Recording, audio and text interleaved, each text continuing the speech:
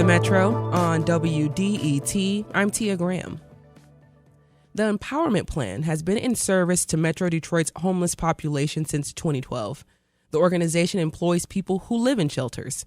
They manufacture coats made from sleeping bags and distribute them to people in need. That includes people in Detroit, across the nation, and across the world.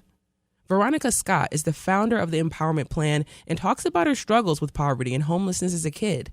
She remembers driving around with her mother, getting sent in circles from one caseworker in Detroit to another in Pontiac. And years later, a class at College for Creative Studies called Designing to Fill a Need led her to where she is today, and that's helping people experiencing homelessness. This year, Empowerment Plan made its 100,000th sleeping bag coat. Veronika, founder of Empowerment Plan, joins me now to talk more about reaching this milestone and what's next for the organization. Veronika, welcome back to the Metro. Thank you for having me. Excited to be here. Of course. So the Empowerment Plan has now created its 100,000th coat. What does it mean or feel like to accomplish this feat?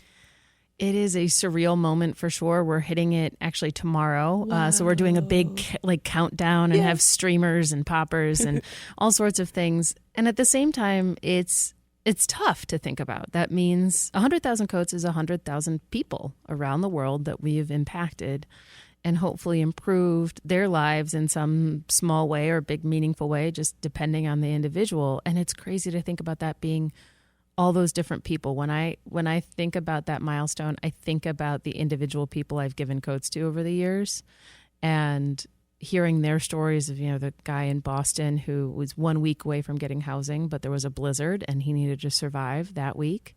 And he did. And he was like, now I'm going to give it to somebody else. I'm really excited. I'm moving into my apartment. Amazing.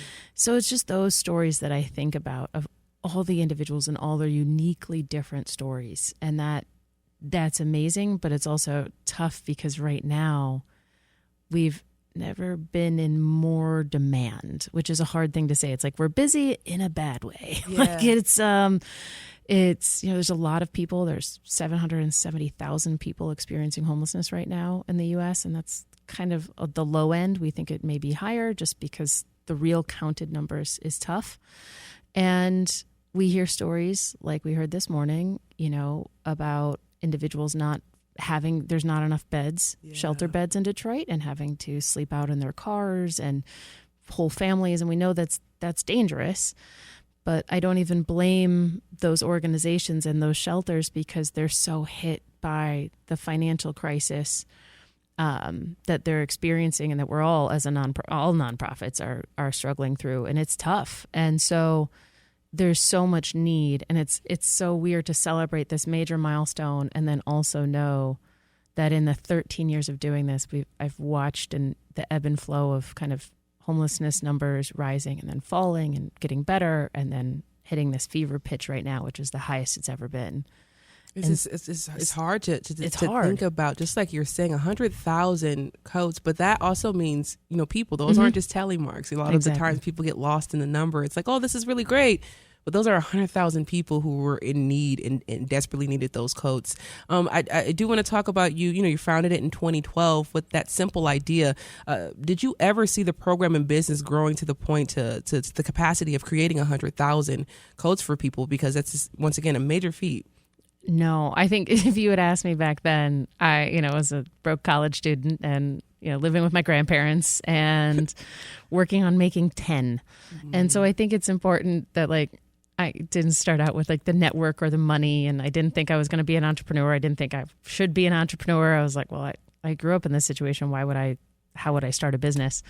And so I didn't imagine this, but I think it's because of the amazing people along the way that it's been able to get here.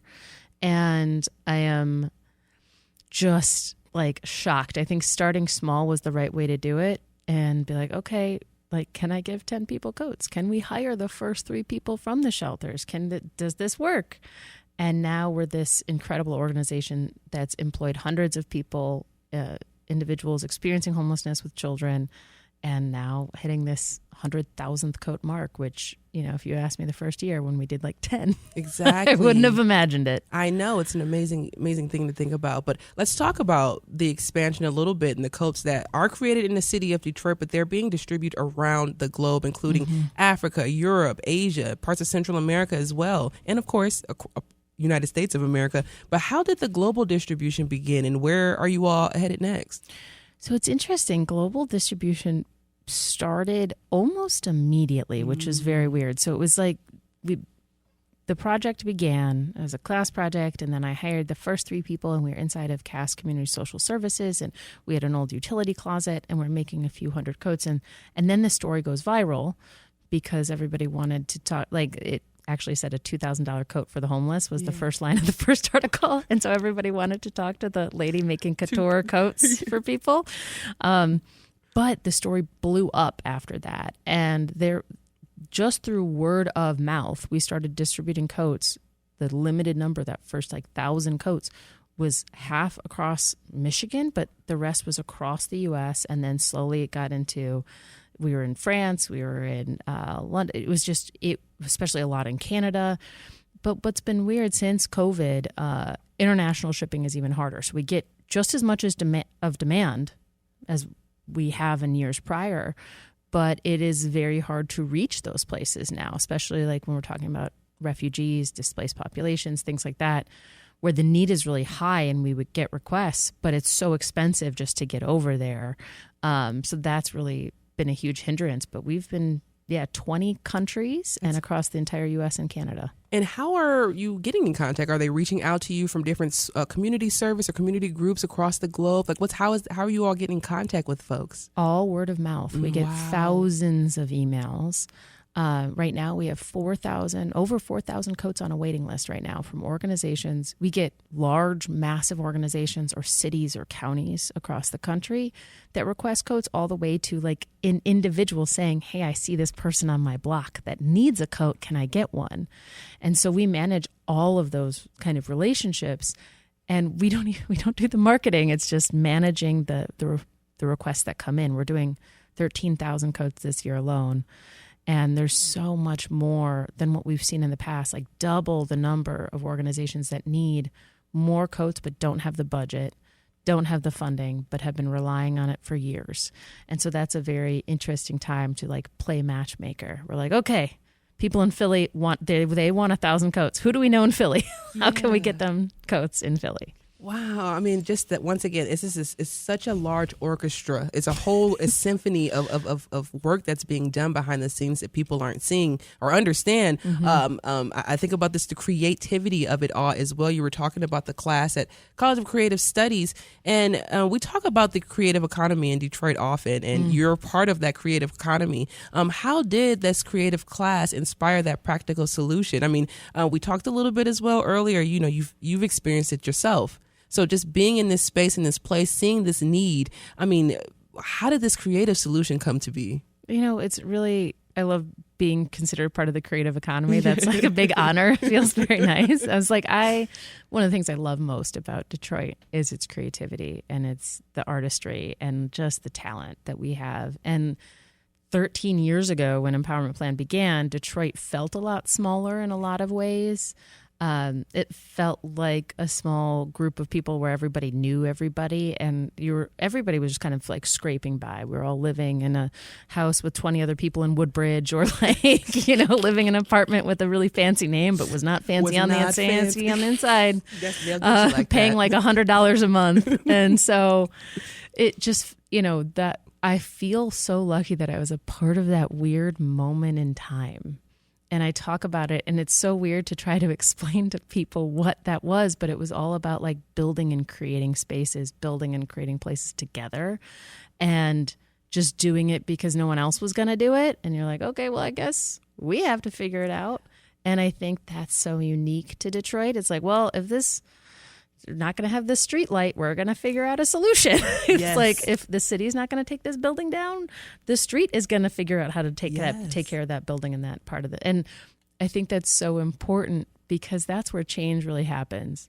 It's not waiting for the big somebody to come in and big savior to come in and swoop in and save the day. It's all like the individual person be like, well, I got to fix this one thing on my block in my court. Like that's how Empowerment Plan started. And that was like the magic of that time. It was like, oh, well, nobody else is, so we're going to do it. So we're going to step up and do it. And, we're talking about the Empowerment Plan, a local nonprofit creating coats for unhoused individuals. This year marks the 100,000th coat made. Our guest is founder Veronika Scott. Now, just sticking with the creative mindset just a little bit, once again, you're helping add to that creative economy through employment, giving people skills that will help them sustain themselves. In what ways can you continue to perfect or add to this design? Have you all changed the design or improved it since you started in 2012? And where do you see it going if it isn't perfected yet? Oh my God. I think one, perfection does not exist. Okay. Like, there's no such thing as perfect,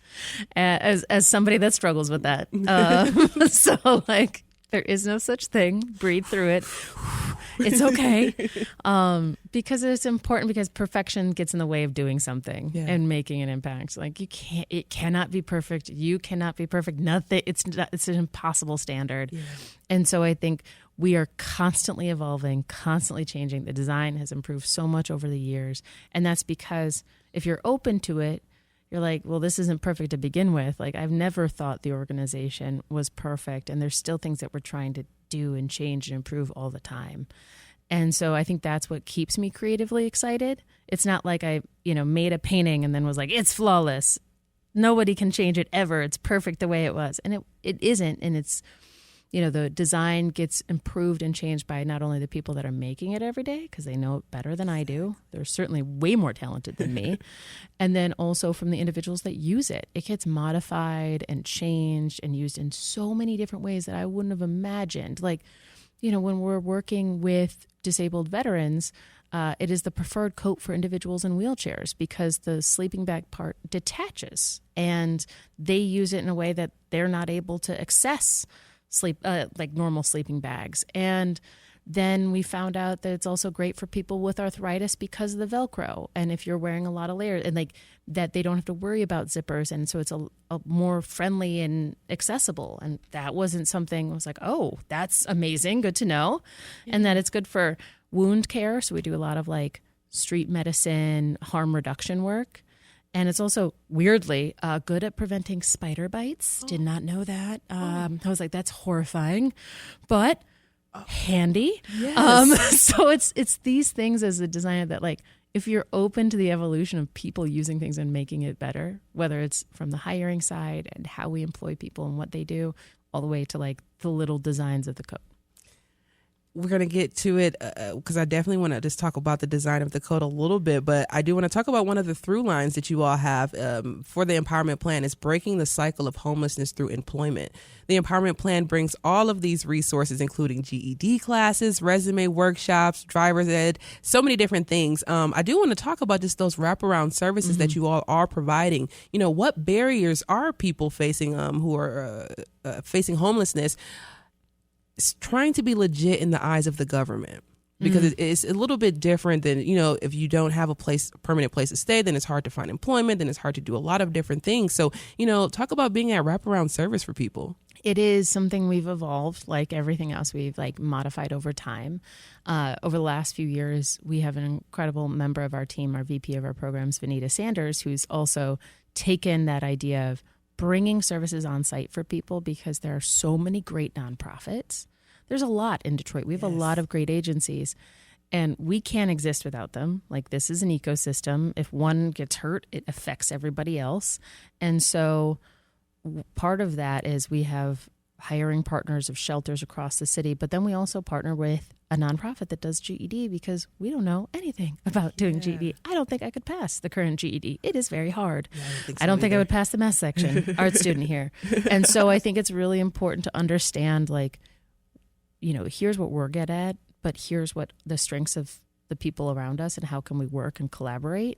And so I think that's what's really evolved over time, is those relationships with, we have this incredible agency, CFCU, this bank that does all sorts of like financial health and wellness and coaching and one-on-one. You don't know the wealth of knowledge that's in our community until you start working with these other agencies.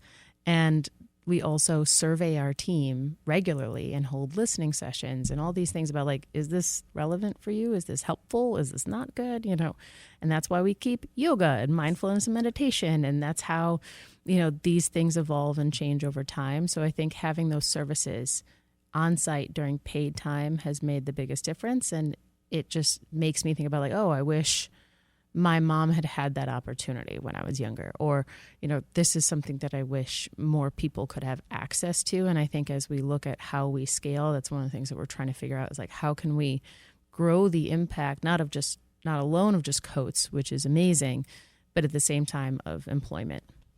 And we're getting down to the wire here, but for folks who, you know, are interested, number one, just go into the detail a little bit about the coats, because not only is it a sleeping bag, but it also double or triples, I guess you can say, as a bag itself. So it turns itself into a bag. But then how can people support?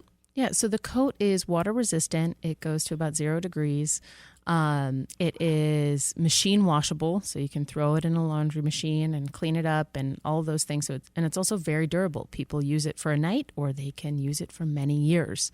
And the reason they're able to do that is not only the materials, but it also, you know, can be a full sleeping bag, can be a jacket, and then can be just a handheld bag, or an over-the-shoulder bag when not in use. So in the summer months, you can carry it with you. And so people can find out more and see the coat in action at empowermentplan.org, or sponsor it for somebody in your community or communities across the country, because there's need everywhere right now. And the last thing is just about the need. You talked about it in the beginning, as soon as we started the conversation, just about the increased need. We're seeing shelters turning away families and turning away people because they just don't have the beds, they just don't have the room. Yeah. And I also think about just your work across the globe. Homelessness is a problem across the globe. It impacts this entire globe. Does it ever feel heavy thinking about the people who, you know, we're making these coats, but we're maybe not making them fast enough to get to as many people? How do you yourself kind of just calm your mind a little bit and not think too much about the issue that is, you know, in front of all of us? I think what's hardest right now is like, we can go faster, we can make more, but it's the funding to sustain it is the big scary question. It's like, we've never had more demand, not only for our jobs, like we have a waiting list for people that want to work with us and to go into our fellowship. And then we have a waiting list of thousands for our coats. And it's just like the money not being there, the whole economy being unstable. And that's what kills me. Is like, there's so much need, but how do we get to them? How do we make this happen? How do we like stretch every little dollar, like make this work? But it is tough, because I know there's so many organizations out there in the same position.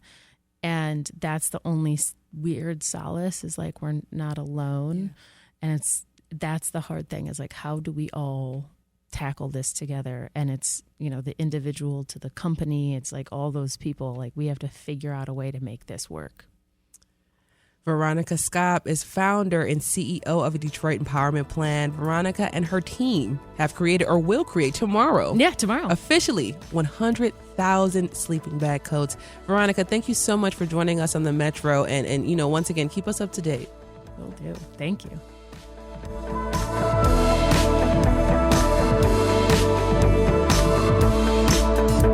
Coming up, for decades, Detroit has been judged based on what people see in the movies, but are there any good movies that showcase Detroit in a positive light? We'll get into it up next. You all stay right there. This is the Metro.